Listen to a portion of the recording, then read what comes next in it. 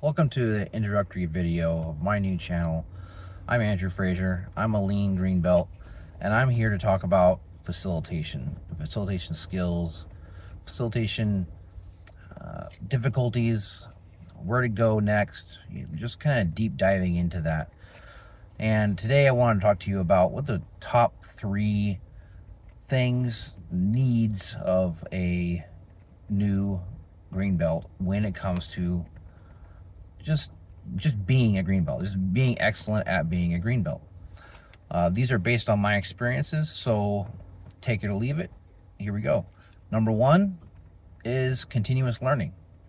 And continuous learning can look like a number of different things. For me, I joined a community of like-minded people, the green belts that are in training, green belts that are going through actively leading events, running around creating process improvement initiatives, or being tapped on to help people that they are surrounded by every day.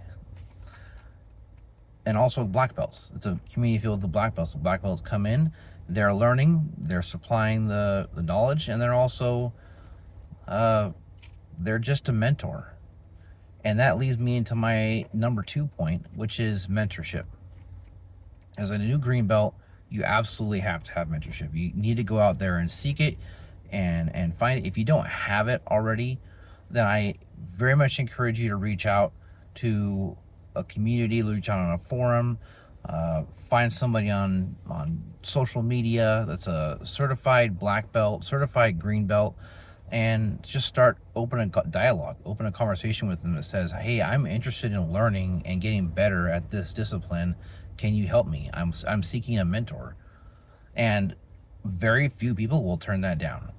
I have never found somebody that will turn me down when I say, hey, you have expertise in something and I would like to learn from you. And that very much goes for the continuous process improvement, lean, Six Sigma community. They crave learning, they crave community, they understand the power of connection. And so I encourage you that just to reach out to who you think might be a great mentor for you, or even just a good mentor. They don't have to be great, they don't have to align with everything that you're trying to do and everything that you value. You just are looking to learn from them, and if it reaches a stopping point at some point, then great, that you need to find somebody else. So mentorship is number 2. I have 3 mentors, actually. I have 3 black belt mentors. All of them are good in different things, and all of them are weak in other things, and they each have their own character and spice and flavor that they bring to how they conduct themselves as black belts. And one of them, here, I'll give you an idea of the flavors of them. One of them, she is great at connection. She's great at creating energy. She's great at making sure that the events that she's putting together, the initiatives that she's running with, are filled with energy, and she just cares for the people side of lean events, and the people side of change and what change means. And that's great.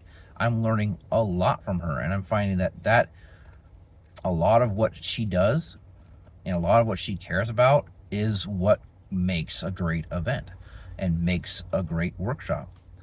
And my other 2 mentors, they're both men, and they're more on the technical side of things. One of them prefers to have a back seat and to really drive at the group engagement and limiting the facilitator touch points, limiting how much the facilitator needs to get in there and mix it up, or create progress, or stop things, or move things, just whatever that means. He's all about limiting that contact so that the group has that synergy, the group is more communal, the group is more autonomous. And I understand that perspective too. And my last mentor, he's very much a tools guy. He really likes the tools and the technical side of it, and he really wants to pick the right tools, and he wants to get in there and have good conversations. So he's a little bit opposite of the other black belt in that respect, that he wants to engage in a technical conversation. He wants to take off the facilitator hat and put on the hat of engagement, the mixing up ideas and driving conversation. So those are my 3 black belt mentors that I have right now. But I mean, that I'm learning also in other ways from other people. Really, anybody that I come in contact with that can teach me something. And number 3 is practicing. You have to practice. Early on in my green belt training, I got an opportunity to be a part of a simulation, and the simulation was 3-4 days of practicing the tools in front of a group, a safe space. It was filled with green belts and black belts who were given sort of like actor roles, and they had tendencies and they had nuances, and they had to bring difficult personalities into the equation, difficult scenarios for the green belts in training like me and a couple other gentlemen to work through.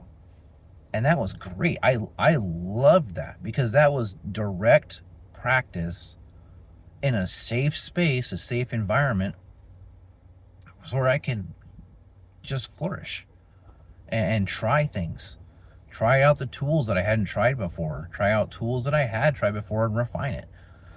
Really work on my facilitation skills. I went into that training very much focused on what can this teach me from a facilitation standpoint. And not to go too much more into my background, but I already had experience in leading groups. I knew what meetings look like, good meetings and bad meetings. I knew how to run conversations and get input out of people and conduct statuses and all that stuff about just running a group and running meetings. But to stand in front of a group of strangers and run them through a change scenario, like most of the time it's an emotionally charged change. They are there to solve a problem for a reason, so it's emotionally charged. And then to see the dynamic personalities and the difficult scenarios, like I was expecting, and I got a lot of great feedback on it. And that was the other thing that this sort of simulation provided, this practice provides, and other scenarios like this, is it should provide you with a feedback mechanism. It should give you direct positives and opportunities for improvement. And if you don't get those, ask for them. That's the whole point of practice, is that you are watching yourself, you're experiencing for yourself, and then you're getting feedback from the people around you that are either also practicing or are the experts. So that's the 3 main takeaways that I have for green belts that are needing to get better. Those are top 3 needs. Be a part of a continuous learning community, or do stuff like YouTube, like this video. Go learn. Get a mentor. Number 2 is get a mentor. Make sure you have a black belt. Make sure you have a senior green belt, somebody that even just a workshop person, facilitator type mediator person that's going to give you the skills or give you the feedback and the wisdom of running great events and running great lean initiatives. Have a mentor. It's crucial. I've been a mentor and I've received mentorship, and it is vital. And most people just don't have it. If you want a leg up, get a mentor. And the last one is practice. Practice everywhere you can. Find in that community, in that continuous learning community with the mentor, just practice with them. Practice by yourself. Go in front of a mirror, get in front of a video camera and practice. Don't do long drawn out practices, but do short spurts. Do the introduction to a tool.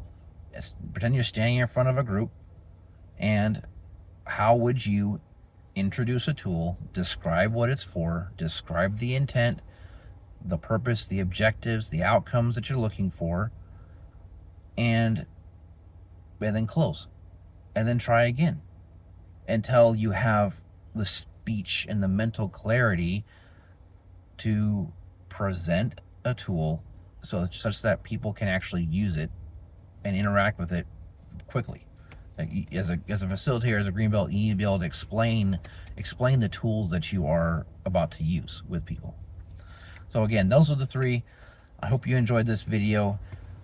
It's the first of many to come. If it seems rough, it's because this is literally my first video on this channel, and I'm super excited about providing more facilitation and green belt tips for all you guys out there that are passionate about lean, passionate about process improvement, and passionate about helping groups of people solve problems.